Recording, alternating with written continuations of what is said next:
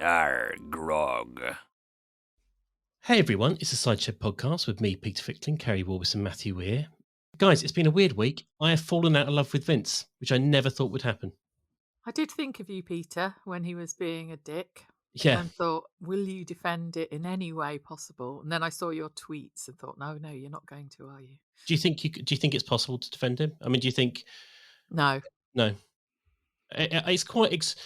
Do you think it was plausible how much of a bellend he was being and how duplicitous he was being? Because he's not stupid. So how can he think that he can sort of like, on the one hand, be like, "Oh, Lizzie, my love, I'll do anything to keep you happy, my sweet. Yes, I'll apologise to Chelsea."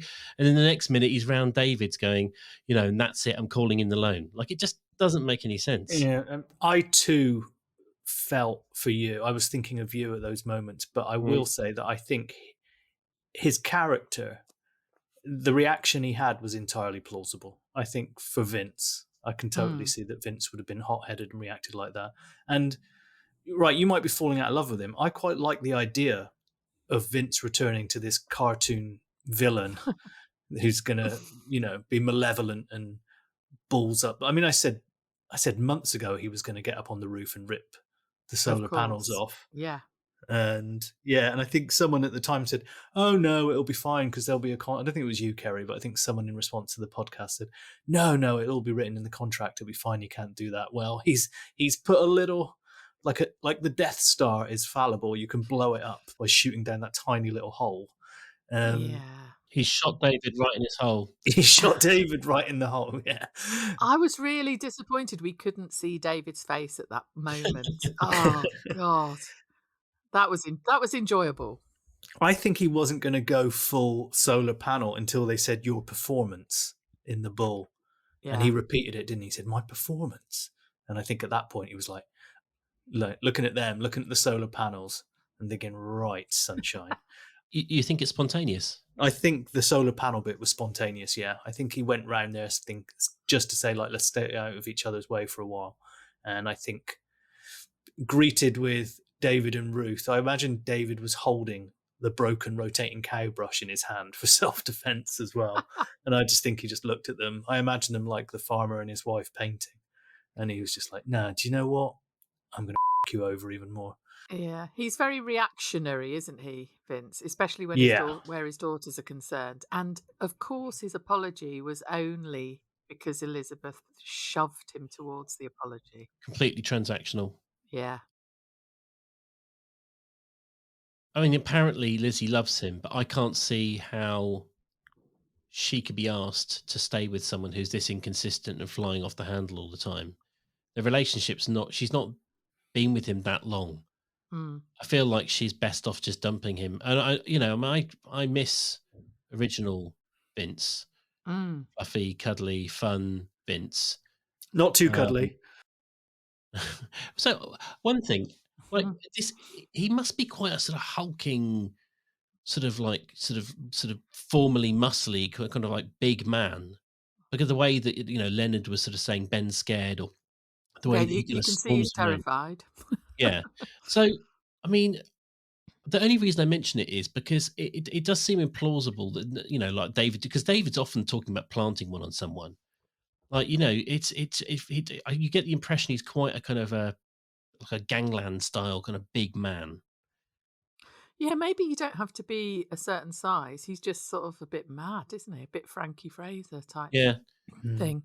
Yeah, so the only reason I was stuttering and going over it so slowly was I don't have a fixation on how big he is from a kind of like a macho point of view. I'm just kind of thinking about how it kind of like how we would look. Like you're saying, you wanted to see the look on David's face. Yeah. I haven't quite got a fix on kind of like what Vince might be like, and he's either in my head a kind of a Del Boy size man in a trench coat, kind of jabbing his finger up at people. Quite intimidating, or he's this kind of like brooding kind of Lenny McLean style, sausage fingered creature. I think Lizzie's love for him is going to have shifted after witnessing this behaviour. Definitely, she'll be questioning a lot of things. I just want to apologise to both you two and the listeners, because I said last week I'd really like to hear David reacting to this storyline. And from like about 2 minutes into Monday's episode, I was like, God, David's nightmare. Why do I have to witness this? I mean, there was one point where Ruth said something to him along the lines of, poor Chelsea, she'll be going through it as well. And he just went, eh. Like, just grunted. Do you guys have the energy to put up with one of my pretentious kind of pseudo psychological analyses of this? Oh God, yes! It's about time you did one of those. just been at least half an hour of recording time, isn't it? Will it end up with you praising the NHS? Yes, and I will also somehow weave in Suella Braveman and her Chinook. Okay, all right. So I was trying to think about why it irritated me so much. David flying off the handle, Ben's slightly self-indulgent reaction. I know, we all have slightly different opinions about that. And what I think it comes down to is that women, being a woman and dealing with childbirth, there are so many inconveniences beyond the fact that you might die giving birth. You've also got the monthly discomfort, and it obviously varies in seriousness. Menstrual cycles and periods, and then you've got the menopause. Again, differs for different people, as we talked about with Keri before. And I sort of feel like, so yes, David and Ben, David's allowed to mourn being a grandfather. Ben is allowed to mourn the chance to be a father. But surely it's a kind of unspoken deal that this is the small price we pay for not having to deal with all the physical burden of childbirth, is that we just, it's one of those little things where we just have to basically shut the up for a few months and just take the lead from the women involved. So it just seems incredibly annoying with all these kind of stupid men kind of like trying to push their will onto the situation. Well, I'm just sort of fanning my face and lying on a chaise longue in glorious smugness now. Well, thanks, Keri. Thank you for bringing more humans into the world. No, I take your point completely. Yeah, from that perspective, if only they considered that for 1 second, David and Ben, and Vince also really infantilizing his daughters. So it's like they can't adult themselves. He's got to charge in, practically swinging punches. Yeah, great. It was good to hear Beth not be happy with that. and she was. I mean, obviously, Beth and Ben are intolerable to listen to, even when they're making sense. So both Ben and, like you said, you sympathise with Ben this week, and I definitely did. And but Beth made a lot of sense when she was trying to talk Ben down from his kind of like period of madness.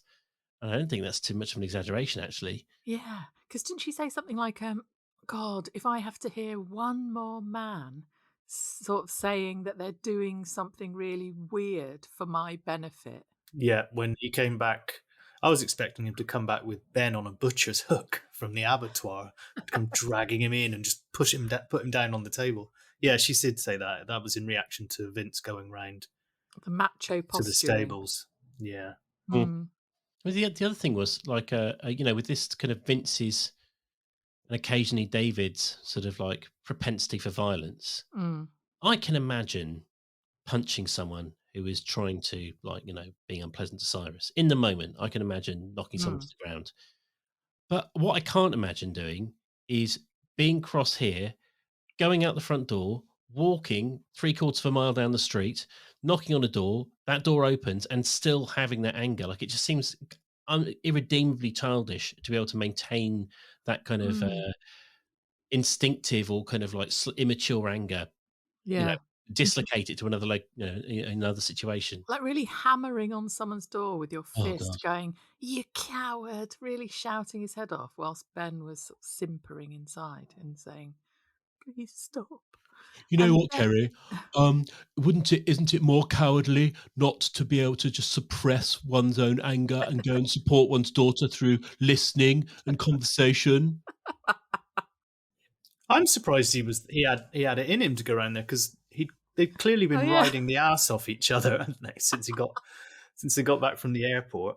Obviously, thanks, by the way, Vince, for explaining to us that you now have to go to the Philippines to hire workers rather than maybe get them from another continent a lot closer. Yeah, that really annoyed me.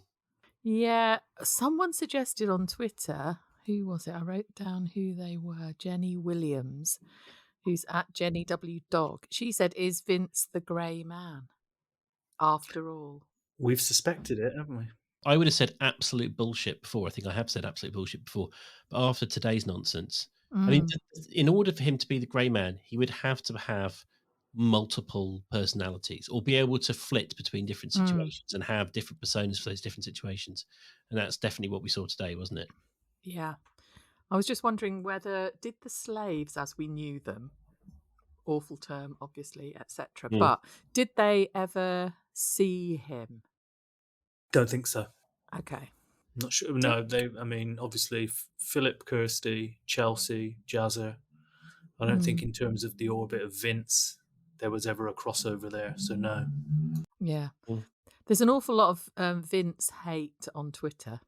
Yeah, I'm looking at our Facebook group, and TR Talk has just said, anyone else plotting sweet revenge on Vince Casey? They've also posted a photo of someone on a roof smashing solar panels with a hammer. Obviously, I'm no longer kind of like, just a thoughtless and sort of dedicated Vince acolyte. But anyone who is saying, "Oh, I hate Vince and Vince is so awful," he's still, he's still entertaining, and at least there's some kind of fun to be had. He's no, it's he's no Helen, he's no Shula.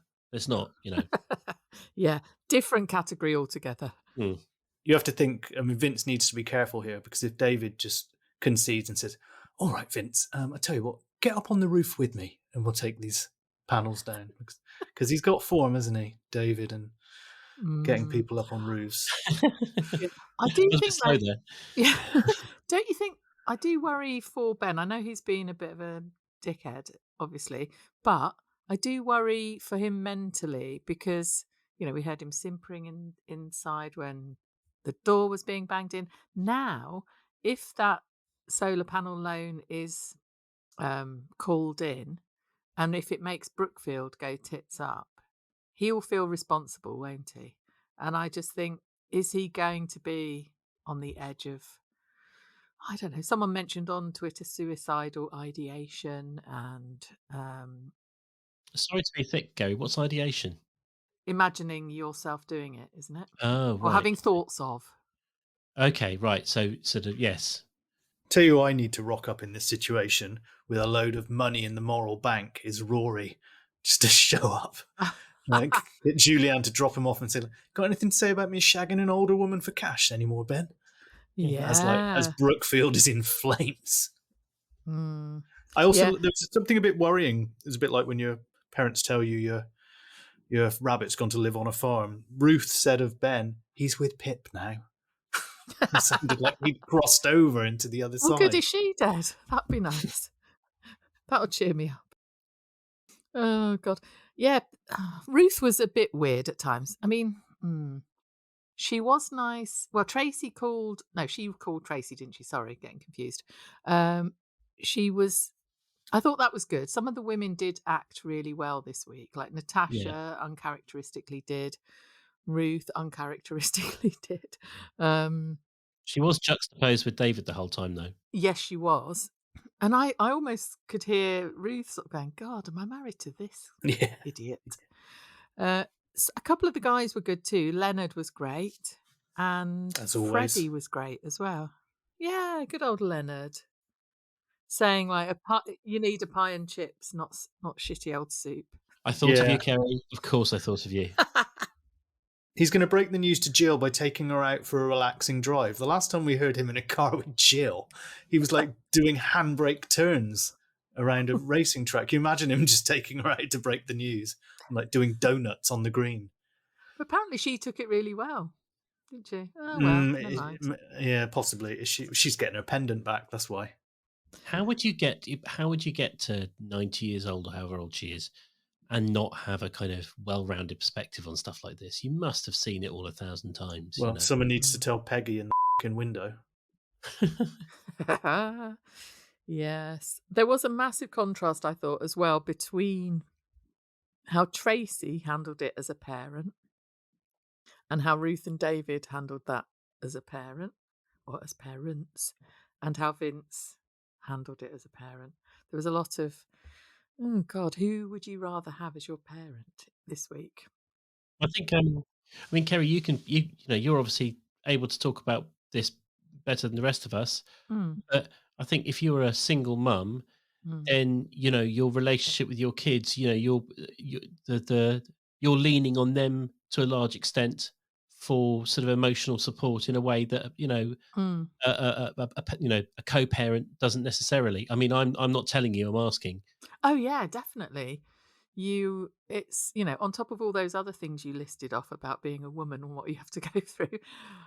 Most single parents are women, so that is quite some burden Yeah. and joy.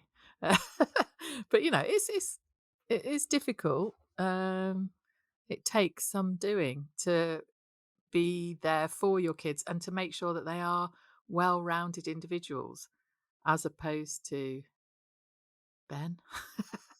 If you're, for instance, if I'm having a bit of a temper tantrum, which guys, this is going to surprise you, it does happen. Then Matthew, come on. What? I thought I was on mute then. Yeah, but like you've got the option to walk out the room. So I guess as a single parent, you might occasionally have to apologise to your children and say, look, you saw the worst of me there. But the point is your children are going to have you're going to have a more kind of well-rounded relationship with your children rather than kind of like nutty David and Ruth, kind of obsessed with farm technology. Well, you would hope so. I mean, it can be the other way, can't it? You can fail massively and struggle massively and not do it very well because there isn't any other adult to turn to within those four walls. But no, I'm amazing, so it's all fine. I did. I laughed there, but I tell you, there was another moment where I just laughed out loud at the radio. It was on Monday when he said, "I thought we were good at this, being parents." Yeah, yes. Oh, that was amazing! What a line! And then it just was silent afterwards, wasn't it? That must have been a nod to the audience. Yeah. That rotating cow brush would be a better parent than David. And there were so many tweets immediately after that were just literally everyone going, ha ha ha ha ha ha. I wasn't alone then. I mean, the thing is that all of David and Ruth's children are terrified of whether David and Ruth are proud of them or not. And it's all kind of, that David and Ruth let their children know whether they're approved of or how they're doing in the kind of ranking system, the Brookfield ranking system. Yeah. And that's exactly the opposite of what I want from being a parent. Like, I want Cyrus to know if I disapprove of something, but I don't want him to feel disapproved of. Yeah, it was quite telling when David wanted to hug Ben and he was like, F off, get away from me. And then Ruth was going, he only wants to hug you, Ben. And he was like, I'm off for a walk with Bess in the rain. Goodbye. Yeah. There's a monsoon outside, Ben. It's all right. Dog needs walking. Yeah. How can they believe that they're good at this? How? It's a death cult, isn't it? Oh, I wish someone would tell them the ways that they're not. Well, Vince is here to do it. He basically Hooray. I love Vince. What was he said? That Brookfield lot or something? There was something. Yeah, he said something as like, good as they think they are, or they're not as good as that pillars of society that everyone thinks they are, or something. They're not. They are not all that. Just because he's a dick doesn't mean he's wrong. It's like Ben's behaviour has been pretty shitty, and I can understand why he'd be protective of his daughter. But it's how he's dealt with it has been appalling. It's his actions, not his motives. Yeah, I really liked Freddie's reaction to finding out Ben was the dad, because I was halfway through that scene. That was tonight, wasn't it? And I was like, hang on, well, obviously Freddie knows that Chelsea was pregnant because of the whole Russ accusation thing. And I was like, what doesn't he know then? And then it was that Ben was the father. And there was that bit afterwards where he was like, Ben though? Really? Chelsea? Yeah, that's sort of it's perfect, isn't it? Because to my mind, Ben looks like kind of that potato Martin Freeman, who I cannot fucking stand. That's a whole other conversation. And Josh is like a young Pierce Brosnan or something. So I quite liked Freddie kind of confirming that Ben was this sort of slightly doughy who uses hair gel. Yeah, exactly. Sort of slicked back. During Vince's apology to Chelsea, there was that bit where he was like, I have daughters too. I thought Chelsea was like, I know you got a daughter, Vince. I shagged her boyfriend. But Freddie was great because he joked. He made Chelsea laugh when he was saying, "Yeah, surely I'm the eligible bachelor in town," or something. Yeah, and he was caring for her too, wasn't he? And many a true word spoken in jest, right? I mean, he is the eligible bachelor in town at a very superficial level. Like, apart from the whole going to jail for, dealing pills. Yeah, that's all right. Oh, I know it's not my opinion. I'm talking about the who would judge him. Yeah, Susans of this world. Anyway, can I ask you two a question? How many guitars have your brothers had? You'd remember, wouldn't you? Don't you think? If one of your Yes. siblings had a guitar. Yeah, all the instruments are. Yeah. Okay. I love the fact that little Tony, was there writing blessed about the Christmas thing. My life is so miserable. He probably only wrote that last week. I know. I did a tweet saying, I bet Ambridge is littered with bottles with Tony's notes in, and he was writing them this week as well. He'll be the Samuel Pepys of this generation in millennia. They'll be like, thanks to this misanthropic miserablist, we know so much more about how people were back then. Hey, Terry Hewitt, he did a tweet, TJ Hewitt, in response to something. Oh, yeah, it was in response to my "What if Ambridge is littered with messages in bottles by Tony over the years?" He's probably writing one now. "Dear Lord," or "Father Christmas, please stop Pat making soup constantly, I beg you." But Terry Hewitt, he said, "I don't believe Tony ever had a guitar. I seem to recall that their dearly departed son John had one. Likely had similar handwriting." Is it John's bottle? That would drive poor Pat crazy. Wouldn't that be a great plotline if it was John's bottle? Exactly. So well done, Terry. Excellent. Yeah. And why would Pat and Tony be arguing? Is this before Pat had broken him when he still had some fight left in him? I don't know. I mean, it was enough for John to pull a tractor over on himself in the end, wasn't it? He'd had enough. I was thinking, like, either it wasn't the word guitar that they're trying to read. It's going to be something like, I was trying to think of a funny word it could be that they've got wrong. Geisha girl or something? I don't know. Tony would not know what to do with the geisha girl. Either a traditional, fully trained geisha girl, or the kind of, the fake Western ideal of one. Hang on, did you say a fully trained geisha girl? Fully trained? Little tiny scale geisha girl. Yeah. I think you'd be fine with a fully trained one. Oh dear. Yeah, so either the word was going to be wrong or it's the wrong person, basically. Well, the Christmas card would, if John was still alive at that point and he'd wrote the Christmas card for the parents, surely it would have included all the kids' names. Depends how long Linda hangs on to her Christmas cards, doesn't it? Because John must have died in the late 90s, right? 98, yeah, maybe? To Terry's point, he said, I bet John's handwriting was similar to his dad. Yeah. John very, very dull as well. No, John was he was a mad shagger, wasn't he? Also, who keeps bloody ancient Christmas cards? You have made me think there is a good reason for why it might be Tony who wrote it, not John. It would explain why the bottle was so tiny and it took 3 people to work like surgeons. Beep, beep, pass me the pincers. Beep, beep, beep. Oh, going in. It was ridiculous. I knew someone in Ireland whose parents, not only do they keep Christmas cards, like they box them up individually based on year, and they also have a checklist, and if they don't receive one that year, that person doesn't get a Christmas card the next year. Like, you're off the list. Oh, for sake. As if Jesus Christ wanted all that to be going on.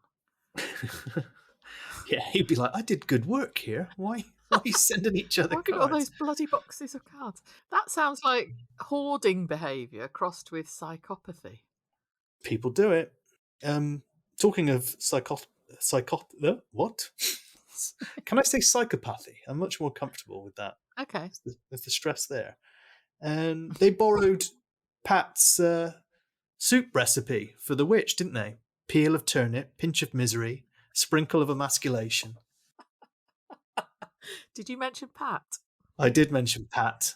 I heard once that at sort of semi-halal abattoirs, in order to make things halal, they have there's supposed to be a prayer read over the Mm. slaughter.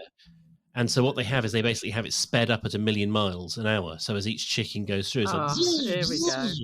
Yeah. But did you notice I did that with Pat Chat last week? I did Yes. notice. Yes. Yeah.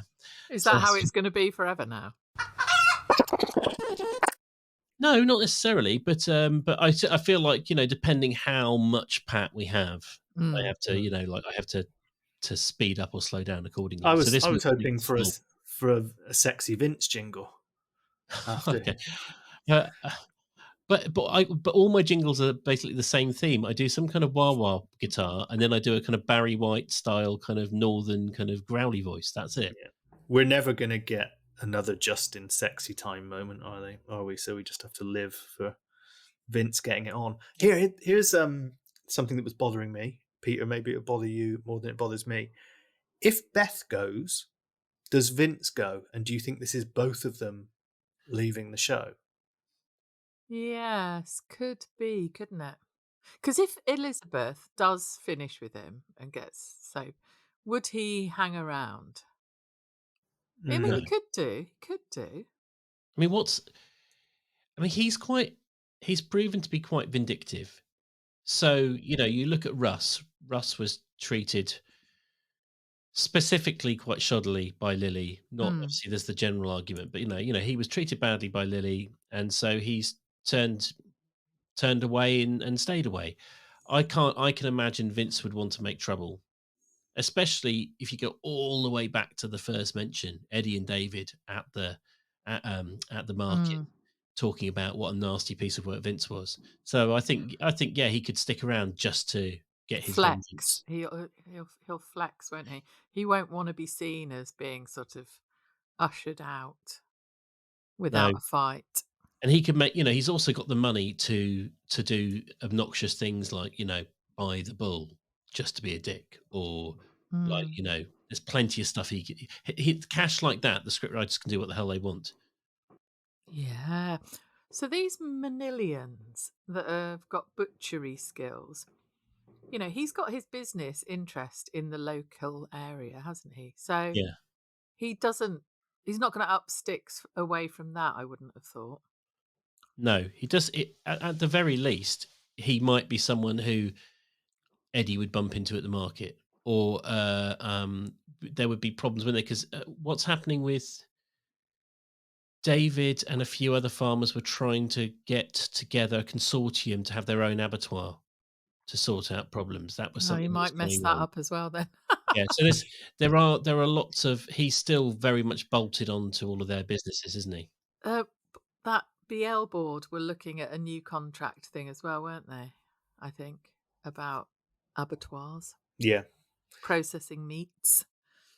Generally, my ears pricked up at that You storyline. might end up with Justin and Vince on one side and the Mm. Archers on the other, because is Kenton going to pull a pint for a guy who's financially ruining his brother? Actually, he might if it's Dave. Drinks might be on the house when he goes in there. But I mean, that's awkward, isn't it? That crossover Mm. that Kenton's in the bull. Because I mean, Jolene's already said, like, she didn't bar him, but she said, "I'm not serving you tonight after the way you Yeah. behaved." Yeah, so I think I want him to stick around. I don't particularly think we need Beth. If Beth's just going to be there hanging around playing victim, we've already got Ben doing that. We don't need two of them.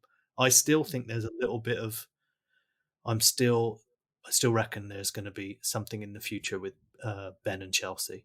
I thought I could hear the beginnings of it this week, but I don't know. Maybe that's just maybe I want to believe my own theory there. Yeah, but Chelsea's making really good noises about, and so are other people around her. Like the nurse said it, and Natasha said it, and Tracy saying it, that about her bright future, and she's got good skills with the Yes. hairdos, and I think, and she also said herself, didn't she? Like all of this experience has made me realize that I want to do my very best in life and I want to make my mum proud and so I don't think Ben would feature in any of that. No, and she was quite dismissive when yet again he was over bothering her for some weird reason. And then eventually I can't remember the exact words, but she was kind of like, "Well, you can do what you want, but I'm off." It was not the words of someone who has even the slightest bit of interest in another person. And then also, like I thought exactly the same as you, Keri. And do you remember me saying ages ago that I really wanted Emma to be the person who kind of, basically, I think Chelsea's going to be the Deborah Meaden. I really like Deborah Meaden, but I think she could be, like a sensible, charismatic, successful, charming woman who has done it all on her own. But yeah, absolutely very excited about that. Have you listened to Comfort Eating with Grace Dent? It's a nice little podcast series where she interviews individuals about their favourite sort of terrible snacks that they make when they're knackered at home and no one's watching. Well, Deborah Meaden was on that. I've just listened to lots of them back to back, and she was a really great guest on that podcast. I follow her on Twitter, and I really like the fact that she seems to engage in every topic individually. So if a Conservative politician makes a good point, she gives that the same approval and praise. Also, she can completely condemn someone 1 minute and then praise them for doing something good the next minute. And I think she seems very clear-headed like that. And actually a bit like Chelsea. Chelsea is very direct, and obviously she's very immature, but I think she's got that same kind of directness without being obnoxious. Yeah. Yeah, wouldn't it be great also then if Chelsea ends up with Fweddy? Yes. But she's the real money. And actually Lower Loxley gets on its is struggling, and she brings her kind of like Chelsea Sassoon money. Best-selling shampoo. It's also Natasha's the perfect person to be her kind of mentor. Oh yeah. Like, well, Chelsea, have you got a credit card? Get her maxed out. When you said Chelsea's making really good noises, I just imagined you were talking about. Someone else made that sound this week. Oh, did they? Who was that? Yeah. Oh God, I wish I made a mental note, and then that's obviously disappeared into vapor. David was kind of making those noises a little bit. No, it was a woman. Oh, wasn't Lillian when she was maybe it was trying Beth. to be a. Maybe I think it might have been Beth when she was so frustrated about the macho posturing. She did a Chelsea noise. I did warm to Beth actually, which was I thought would have thought was impossible during that conversation with Ben. Everything she said made sense, and eventually it just kind of broke through my dislike of her, and I was just like, just a second, this is she's talking. If this was anyone else, I would be supporting her, so I should probably support her. Hey, do you think there'll be a country and western Christmas show then? Yeah, I like the way you said you broke that into 2 syllables there. I'm all for it. I think I tweeted as such, didn't I? Possibly. I missed 2 shifts this week, didn't I, for various reasons. Yeah, a country and western themed Christmas, which I'm still trying to think of a title for. But I reckon, and then Tony is going to get up and play his guitar, Les Dawson style, and make everyone cry. I've always dreamed of this moment. Yeah. And just really discordant kind of early Sonic Youth noise starts to come out. I was thinking of some kind of wailing flamenco lament. Kind of like, sort of tragic strumming. About how tortured he was as a child, I'm hoping. How, his dad did him wrong. He could do a blues song like that, couldn't he? Tony breaks into the church and puts up his own window in the middle of the night when no one's around. And everyone sees it. Tony's childhood in kind of, 40 by 20 feet on the side of St. Stephen's. I'm a bit worried that Ben might throw himself onto the bonfire on the green wearing only the pendant. No, I want if we're going for a big death for Ben, Wicker Man. He's not a virgin, but still. Yeah, all that hair gel will go up when it. Woof. That's the saddest thing about the Wicker Man, isn't it? Because if Ed Woodward shags Britt Ekland, he's no longer useful as a sacrifice. So he could have got laid with the landlord's daughter and not got burned. It's such a double loss. Anyone who turns down Britt Ekland deserves to be burnt to death. She was absolutely stunning. Yeah, I mean, he's just sat there going, I'm trying to get to bed. Can you stop singing this Celtic sexy song and banging on my wall, please? Is that what Tony's going to sing? A Celtic sexy song? He's just going to take any songs with train in the title and just add miniature. Yeah. So it'd be Miniature Train to Georgia, not Midnight Train to Georgia. What's the Doobie Brothers one? Mini Train Running? Was it Long Train Running? That's them, isn't Oh, it? yeah. Oh, dear. I'm so looking forward to this Christmas concert. As much as I do every year. But Linda's definitely not doing it. She's out. Deadly. I'm deadly serious. I'm not having any part of it this year. Jolene did say that she couldn't do it because of the pub. And this is where I think one of you kind of inferred it. Maybe it comes into the Bull. Maybe it becomes like a kind of like a mini festival, like a Christmas music festivals or something in the pub. Oh, which one is that? Rudy Tooty. It's me. It's Portuguese road rage. Hey, speaking of Linda, when they were prepping her for the witch role, and they were showing her the for sake, mate. Do you think? They said they were talking about the trail at the rewilding, and they said look out for the log piles, and I thought that might be the eco toilets, surely. Hey. Very good, Matt. That was quite tortured, that one. I know. Well, the guy broke my he broke my concentration. He broke your flow, didn't he? Yeah. Oh. What was the joke that we had to actually on air tell Matthew off for? It was the Leonard scanned nerd. Yeah. Oh my God! Don't remind me. But I'm literally waiting. I'm waiting now for different Leonard storylines. Like he's going to share the egg business and looking after the chickens with Josh. So he'll be Leonard Cohen. Ah. Here. Let's have an ad so that Keri and I can recover. Okay. And then we'll. And I think Keri's got something to chat about after that. Yeah.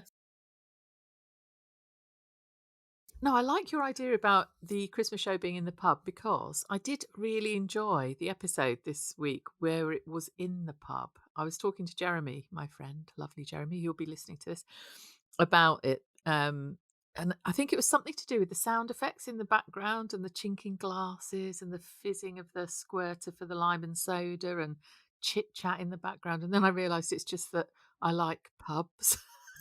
Is this Jeremy 2 pints?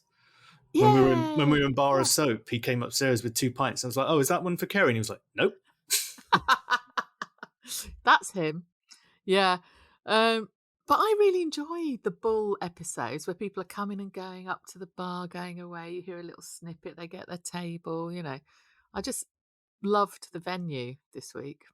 If I was Prime Minister, there would be serious tax incentives for pubs. I'm really worried about. I mean, I can't drink. Yeah. I don't drink anymore, but I'm really worried about pubs all closing down. £7 a pint it's going to be soon. You two should find a pub that has cheap accommodation. Get yourselves down to Gloucestershire at Christmas, and we'll all sit in the pub and have a pint and a pie. Yes. How does that sound? 19th of December is in my diary as a day that you're available, Matthew. That's Monday, isn't it? Yeah. 18th of December is the World Cup final. I arrive on the 17th. Are we watching the World Cup? I thought about that today. It's a funny one, isn't it? Oh, I am. I don't know. I don't know what to do about it. I'm definitely watching it. On the one hand, it doesn't make any difference if I watch it or not. On the other hand, and I happily watched the one in Russia. So why am I suddenly developing a conscience now? Anyway. Yeah, one of the matches for England is at 7 p.m. on a Friday. Oof. Yeah. We'll have to have some thought about that. Should we do a simulcast? We've never missed an episode. We have. We had 1 week off at Christmas last year. Did we? Yeah. Oh, yeah, we did, didn't we? Yeah. Sorry for missing that episode, everyone. Keri, if people want to tell us what a bunch of lazy twats we are, where would they go? Please do come to at the Cider Shed Pod on Twitter, where we're doing Ever So Wow, and there's lots of fun, and I'm a really funny tweeter. And Matthew, go see if you can match that for just sheer kind of ballsiness and arrogance. You can join us at Instagram, which is the same handle at the Cider Shed Pod, where I post lots of witty stories, songs, and photos, and I'm really good at it. Also, there's a Facebook group called the Cider Shed Podcast, and we don't get many emails. They can email us at hello@thecidershed.com. Blow my own trumpet, Matthew, but I'm actually really good at opening emails. Are you? And then reading them. Yeah, I'm not so good at replying to them. But We've had 2 new reviews as well. new 5-star reviews. One from Morello7777, really lengthy, so you probably don't want me to read it out, but it was so nice. I'm very grateful to Keri, Matthew and Peter for throwing light on some very strange Archer's plot lines. Could you screenshot it and pop it on Twitter, Keri? I can, yeah. Okay. That was a great one. And then there's a smaller one, which, it was really touching. Sparkle 1970, just 3 very funny people reviewing The Archers and saying it like it is. If I ever stopped listening to The Archers, I would still continue to listen to this podcast. People have said this, and I think it's absolute madness. But thank you very much. Do you know, it's been a couple of weeks since I've done this, but please, if you feel minded and you don't want to listen to the adverts, go to patreon.com/thecidershed, and there's 3 tiers. And if you think we deserve a bit of help with this mess, then unfortunately you can't take money away. That option's not there. You can't punish us for being bad. But if you do feel like we deserve a small reward or even a big reward, there are 3 tiers. And as I said, patreon.com/thecidershed, and it'll be very much appreciated. I expect Poderella tried to take some money off. Also, just a final mention, Coles75, God bless you, redid the review that was accidentally 4 stars and made it be 5, as it should have been. So thank you so much for doing that. It does help us a lot. Was that the reviewer that called me Mystic Matthew? Yeah. Which then Peter turned into a meme. Yeah. Oh, yeah. Let's pop that on Twitter on Sunday as well. Matthew looking sexy as a soothsayer. Yeah, I did. I mean, I put Mystic Meg up on an Instagram post when I predicted Chelsea was with that guy whose name I've forgotten, Blake. Yeah. I don't want to be cruel, but if you do a prediction a week, it does seriously up your chances of getting them right. All right. Yes, Peter. Well done. Vince and David are going to have a fight in the Bull Car Park, and David's going to shit his pants. Oh, okay, fine. Do you know? I'll never give up listening to the Archers if there's just the possibility of that in my future. Well, that's what they do, isn't it? They just tease you. I mean, you'll look in the episode descriptions for next week, and it'll be like, David makes a big mess downstairs. It could be like, oh, he's going to shit his pants, and then it's just like he spills soup in the basement or something. It'll be like Bruce Willis and Sybil Shepherd. When David finally shits his pants, that's it. I'm no longer listening. It'll be done for me. Would that be called moonshiting? There you go. Linnard Skinwad, whatever it is. Please forgive him for that. Keri, you've got to go and get shit-faced with your colleagues, haven't you? Your old colleagues. Yeah, I can't wait. Yeah, it's a leaving do where I used to work. Someone who's been there long time, and I'm going to see loads of people that I haven't seen for a long time. So that would be great. Oh, and I'm at week 8 without a boiler, by the way. Is it? I can't do the Geordie accent. Week 8 in the no boiler house. Yes. Oh, well done. I feel because you know what it's like when people are going through something shitty. You sort of forget to ask every now and again. I was quite shocked last week when you told me. Anyway, well done for being so. Thank you. That's what I wanted, a bit of sympathy. Thanks. Very, very stoical. And Matthew, you're off to roll back the years and be a crazy young guy going to a music festival gig. Yeah, I'm going to see popular French beat combo Stereolab, who are playing at Hard Club down in Porto, which I wouldn't have even known about. I'm a massive fan of theirs, but their publicist needs shooting because I only found it out by accident on Facebook that this gig was happening on Wednesday. And the doors open at 10:30. They like a late gig if it's Friday, Saturday. So I'm off down there. Have a lovely week, everyone. Thank you so much. And let's hope for David shitting himself. See you next week. I hope Arsenal beat Chelsea. Oh, yes. Bye, everyone. Well, Matthew.